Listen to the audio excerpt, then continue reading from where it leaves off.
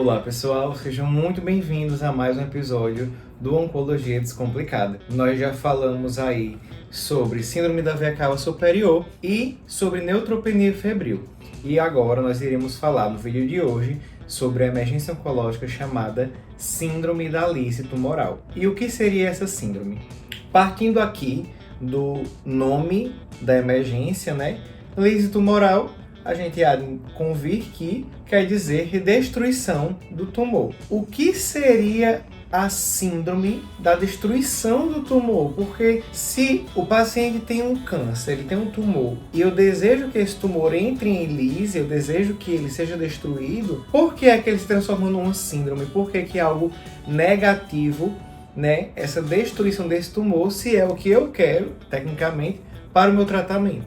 Temos aqui uma célula tumoral, e aí devido ao tratamento oncológico, principalmente por causa disso, essa célula tumoral ela vai ser destruída. E aí quando ela é destruída, os compostos que existem dentro dela vão para a circulação sanguínea. Se a gente parar para pensar, a célula tumoral ela é uma célula doente, então a gente pode imaginar que os compostos que existem ali dentro dela também não deve estar muito ok, a quantidade, essa forma, para ser distribuída no meu organismo. E quais são esses compostos existentes na célula? Então bora lá. Os compostos existentes dentro dessa célula tumoral que vão estar sendo ali colocados no meu sistema circulatório, no meu organismo, é o potássio, o fosfato, os ácidos nucleicos. O potássio, ele vai levar a uma hipercalemia ou a uma hiperfosfatemia, Você escolher como você gosta de falar. O fosfato, ele vai levar a uma hiperfosfatemia e com isso a uma hipocalcemia. Por quê? O fosfato, ele vai se unir com o cálcio e vai quelar o cálcio. Então, o excesso de fosfato leva a uma queda de cálcio. E os ácidos nucleicos irão levar a uma hiperuricemia. E como é que é isso? Bora lá detalhar mais um pouquinho para vocês. E quais são as consequências que esses compostos sendo liberados em excesso no meu organismo podem causar? A hipercalemia, ela vai levar a complicações cardíacas, como arritmia, porque o potássio vai estar ali em excesso. O fosfato, que vai levar a hiperfosfatemia, o que é que isso pode causar no organismo do paciente? O fosfato, que é essa estruturazinha química aqui, ele vai se acumular nos rins, levando a um dano renal. E quando a gente gera dano renal em um paciente, isso tende a agravar e levar a muitas complicações, porque o rim é um órgão muito importante no nosso organismo, Os ácidos nucleicos, e aqui eu vou detalhar um pouquinho para vocês o que é que acontece. Os ácidos nucleicos, eles são liberados, no organismo, e aí eles são convertidos em hipoxantina. A hipoxantina vai sofrer a ação de uma enzima chamada xantina oxidase. Preste atenção direitinho nisso aqui, porque vai ser importante um pouquinho lá pra frente. E a xantina oxidase vai transformar a hipoxantina em xantina, que por sua vez vai sofrer mais uma ação da xantina oxidase, que vai se transformar em ácido úrico, tá bom? E aí, o ácido úrico, ele vai se acumular também nos rins, levando a uma lesão renal. Ou seja, a síndrome de lice tumoral, nós já vimos que tem dois mecanismos aí que podem levar a uma lesão renal. E como é que eu posso tratar a síndrome de lice tumoral? Primeiramente por hidratação, certo? Porque se essa célula tumoral ela está sendo constantemente destruída, e aí vale salientar, galera, não apenas por quimioterapia. Às vezes um paciente hematológico está fazendo uso de dexametasona e entra em síndrome de lice tumoral. Todo e qualquer mecanismo que vai levar a uma destruição de célula, às vezes até a própria multiplicação da neoplasia faz com que essas células comecem também a entrar em apoptose e gerar uma síndrome de lice tumoral. E aí, voltando, para tratar, eu vou sempre fazer uma hidratação abundante no paciente, tá bom? Porque aí eu faço com que o paciente aumente a diurese dele, fazendo com que esses compostos sejam eliminados. E medicamentosamente, pode ser com medicamento chamado rasburicase e halopurinol, que é um pouco mais conhecido, que se usa também para tratar a gota, Como é que eles vão agir, os medicamentos? Por isso que eu falei que era importante prestar atenção aqui no nome da enzima.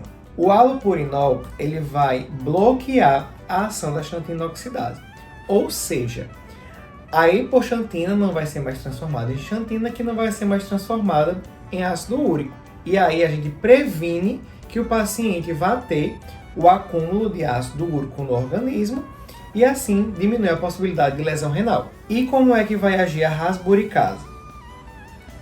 A rasburicase, ela vai transformar o ácido úrico em alantoína, que é um composto muito mais hidrossolúvel.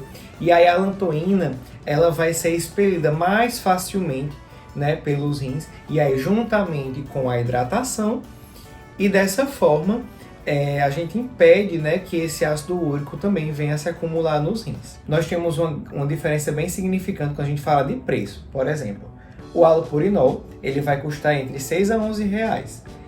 E a rasburicase, ela custa mais de R$2.000. E quando é que eu vou utilizar cada um? Bem, o halopurinol, como eu falei para vocês, ele impede que a xantina oxidase haja. Ele impede que a xantina oxidase haja.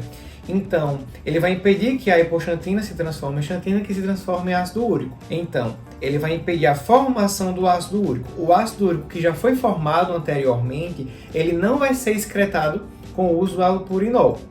Então, o halopurinol eu vou utilizar ele como uma prevenção. Então, geralmente, principalmente pacientes hematológicos, quando começam o tratamento, começam concomitantemente o uso do halopurinol, justamente para mitigar essa possibilidade de síndrome de ilícito tumoral.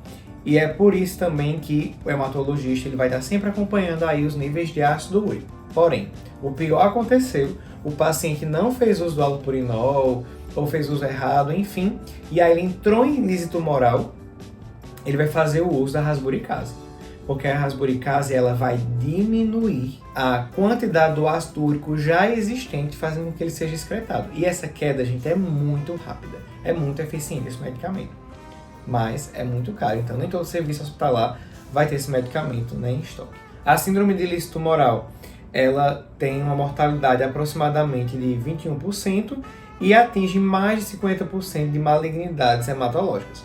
Eu, particularmente falando, nunca vi paciente com tumor sólido tendo síndrome de ilícito tumoral. Só realmente pacientes com malignidades hematológicas. E quais são os exames laboratoriais que nós vamos estar aqui monitorando o paciente com síndrome de ilícito tumoral? O potássio, ele tem que estar acima de 6. O fosfato, ele tem que estar acima de 4,5. O cálcio, lembra que eu falei que o cálcio é hipocalcemia, ele vai estar em queda. Então ele tem que estar abaixo de 7. O ácido úrico, ele precisa estar acima de 8 mg por decilitro. Então é isso, pessoal. Muito obrigado. O vídeo hoje é um pouco mais extenso, porque também a síndrome de ilícito tumoral requer alguma explicação.